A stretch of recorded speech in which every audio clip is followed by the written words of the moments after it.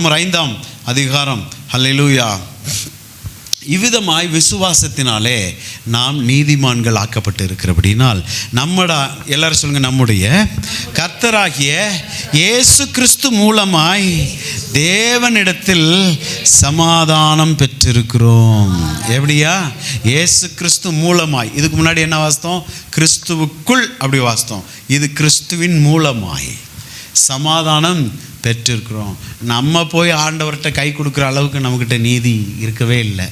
கடவுள்கிட்ட நம்ம போகவே நெருங்கவே முடியவே முடியாது. ஏன்னா அவ்வளோ பாவம் அக்கிரமம் நிறைந்தவர்கள். ஆனால் இயேசுவின் ரத்தம் என்னை கழுவி இருக்கிறபடினாலே, இயேசு கிறிஸ்து மூலமாய், அவருடைய ரத்தம் என்னை கழுவினதின் மூலமாய் நான் தேவனிடத்தில் என்ன பெற்றிருக்கிறேனா?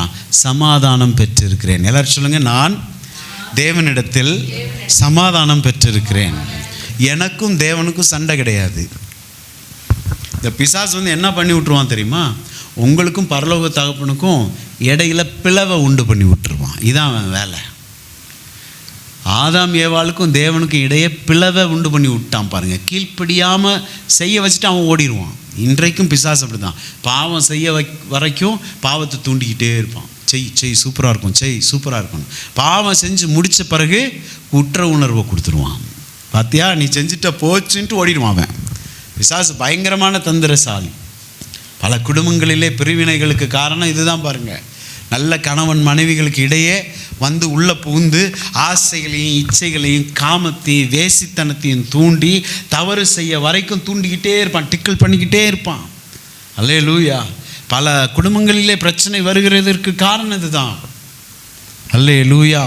வார்த்தைகளை கேட்டுக்கொண்டு இருக்கிற நேரில் ஆன்லைனில் யார் பார்த்து கொண்டு இருந்தாலும் கர்த்தருடைய பிரைஸ் காட், ஆவியானவர் நம்மோடு பேசுகிறார். எத்தனை பேர் விசுவாசிக்கிறீங்க? அல்லேலூயா. வீணான வார்த்தைகள், வெதண்டவாதமான கணவன் மனைவியாக இருந்தால் கணவன் மனைவியாக இரு. அல்லேலூயா. கணவன் மனைவியுமாயிரு. அல்லேலூயா. கணவன் மனைவிக்குள்ளே பரஸ்பர அன்போடு இருங்க. ஒருவருக்கொருவர் நன்றாக என்ன செய்யுங்க? பேசுங்க. கணவன் மனைவி உறவை தவிர அடுத்த உறவிட்ட அளவா பேசு, அளவா சிரி. அளவான எந்த இடத்துல நிற்கணுமோ அங்கே நில்லு. ஈன்ட்டு அலையாத. அது கணவனாக இருந்தாலும் சரி, மனைவியாக இருந்தாலும் சரி. ஆமேன். அப்படின்னு இழிக்கிறது. பிசாசு உள்ள ஏற்கனவே வேலை செஞ்சுட்டு இருக்கான். இப்போ தூண்டுவான் பாருங்க. பாவத்தை என்ன செய்வான்? தூண்டுவான். வேசித்தனத்தை தூண்டுவான். அசுத்தம் செய்வதை தூண்டுவான். திருட்டு தண்ணீர் எப்பயுமே என்ன செய்யுமா? சொல்லுங்க பாப்பா. திருட்டு தண்ணி தித்திக்கும். திருட்டுத்தனமாக தண்ணி குடித்தா தண்ணி கூட என்ன செய்யுமா? இனிக்குமா? இது பிசாசு வேலை.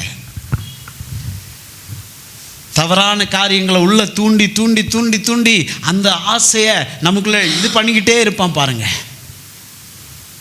எல்லா ஆசையும் முடிஞ்சு தவறு நடந்த பிறகு ஒரு குற்ற உணர்வு இருக்கும். அல்லேலூயா. பல தற்கொலைகளுக்கு காரணம் இதுதான்.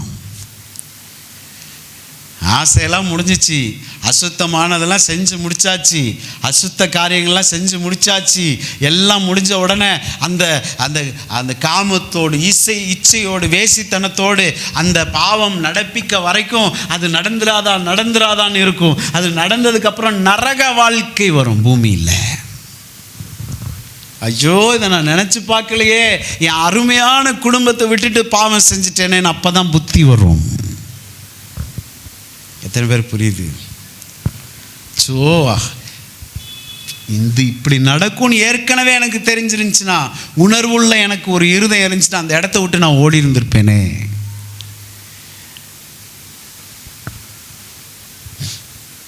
இப்ப பாவம் ஆக்கிரமிக்கிறது. ஐயோ, இப்படி சாக்கடையில் மாட்டிட்டேனே. இந்த அசுத்தத்தை விரும்பி, இந்த அசுத்தமானவங்கள்ட்ட பேச விரும்பி, தன்னுடைய கணவனை மறைச்சு பேச விரும்பி, தன்னுடைய மனைவியை மறைத்து பேச விரும்பி, அசுத்தமானதை நடப்பிச்சிடலான்னு ஒன்று நடந்ததுக்கப்புறம் அது நரகமாக மாறி இந்த பேயிட்ட, இந்த பிசாசுட்ட நான் மாட்டிட்டேனே. மெல்லவும் முடியாது, துப்பவும் முடியாத ஒரு அனுபவம். இப்போ என்ன செய்வாங்க? ஐயோ, என் நல்ல குடும்பம், என் மனைவிக்கு துரோகம் பண்ணிட்டேனே, என் கணவனுக்கு துரோகம் பண்ணிட்டேனே அப்படின்னு அங்கலாய்க்க ஆரம்பிக்கும். பிசாசினுடைய சதி வேலை. உன்னை பாவம் செய்ய தூண்டினதும் பிசாசு தான். இப்போ பாவம் செய்து நீ முடித்தவுடன் உனக்குள்ளே குற்ற உணர்வை கொடுக்கிறது என்னது தான்? பிசாசு தான். இப்போ வாழ முடியாது. இப்போ அவங்க என்ன செய்ய முயற்சி பண்ணுவாங்க? தற்கொலை செய்து கொள்கிறார்கள். ஏன்னா வாழ முடியாது. என் கணவன் எனக்கு என்ன செஞ்சான்? அழகுபத்த கணவனை கர்த்தர் எனக்கு கொடுத்தாரு. அன்பான கணவன், என்னை நேசிக்கிற ஒரு கணவனை கர்த்தர் கொடுத்தாரு. அவனுக்கு துரோகம் பண்ணிட்டேனே நினச்சே பாதி ஜீவன் போகும். என் மனைவி எப்படிப்பட்டவள், எனக்காக என்னெல்லாம் செய்வாவ, எனக்காக உயிரை கூட கொடுப்பாளே, என்னை அவ்வளோ நேசிக்கிற அவளுக்கு விரோதமாய் எப்படி என்னால் இந்த பாவம் செய்ய முடிஞ்சிச்சு? போச்சு நிம்மதி. என் வார்த்தைகளை கேட்டுக்கொண்டு இருக்கிற தேவனுடைய பிள்ளையே, ஏன் இந்த ட்ராக்குக்கு இன்னைக்கு வந்தேனே தெரியல, ஏன் இதை குறித்து ஆழமாய் பேசுகிறேன்னு தெரியல. ஒருவேளை ஆன்லைனில் பார்த்து கொண்டு இருக்கிற யாரோ ஒருவர் இந்த சூழ்நிலையில் நீங்கள் இருப்பீங்கன்னா, அல்லேலூயா, உங்களுடைய வாழ்க்கை துணையை விட வேறு ஏதோ ஒரு அற்ப சுகம் உங்களுக்கு மேன்மையாக தெரிகிறது என்று சொன்னால், ஆவியானவர் உங்களோடு பேசுகிறாரு. நீ மிகப்பெரிய ஒரு குற்ற உணர்வுக்குள்ள பிசாசு உன்னை சிக்க வைக்கிறதுக்கு முயற்சி பண்ணிட்டு இருக்கான். இன்றைக்கே மனம் திரும்பு, இயேசுவின் நாமத்தினாலே இன்றைக்கே மனம் திரும்பு. விளைவுகளை தெரியாம போய் மாட்டிக்காத. நல்ல குடும்பத்தை இழந்துராத, நல்ல பிள்ளைகளை இழந்துராத. ஓ ரேமானா கஞ்சுரா பாபா, நல்ல பிள்ளைகளையும் குடும்பத்தையும் சொந்த பந்தங்களை இழந்துராத. ஓ உன் மானத்தை இழந்துராத, உன் மரியாதையை இழந்துராத. நீ எங்க இருக்கியோ அங்கிருந்தே கர்த்தரிடமாய் திரும்பு, கர்த்தரிடமாய் திரும்பு. கர்த்தர் உன்னை மன்னிப்பார். அன்னைக்கு ஆண்டவர்கிட்ட போய் முட்டி போடு, ஆண்டவரே தப்பான நினைவு கொண்டேன், என்னை மன்னிங்க, உங்க ரத்தத்தினால் என்னை கழுவுங்கன்னு சொல்லி மனம் திரும்பி வா.